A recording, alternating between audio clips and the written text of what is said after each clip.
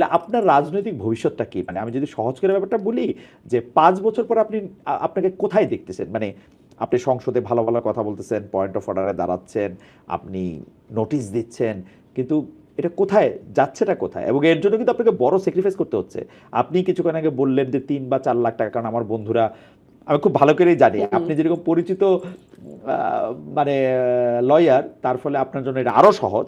তো এই স্যাক্রিফাইসটা করে আপনি আসলে কি কি করবেন আসলে আপনার, বা কি পাবেন?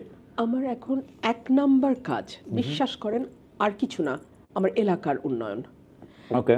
আমি এই মানুষগুলোর কাছে দায়বদ্ধ, ওয়াদাবদ্ধ, ঋণী।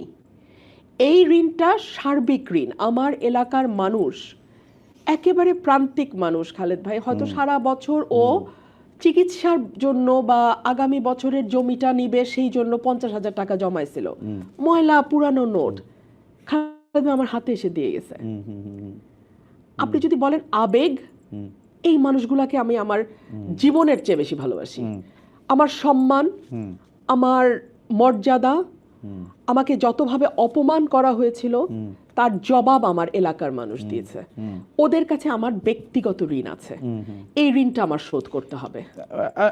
আমি আপনার আবেগটা বুঝতে পারি রুমিন। আপনাকে তো আসলে কয়েকটা ফ্রন্টে যুদ্ধ করতে হয়েছে। এটা একটা ডিফারেন্ট, মানে কখনো কখনো আপনার নিজের ছায়ার বিরুদ্ধে আপনার হ্যাঁ। যুদ্ধ করতে হয়েছে। আপনি জানতেনও না যে কে আসলে আপনার লোক, কে আপনার লোক না, এখানে কে মানে কে ভিতরে বন্ধু কে শত্রু কে বন্ধু কিচ্ছু সে জানি না। জানা।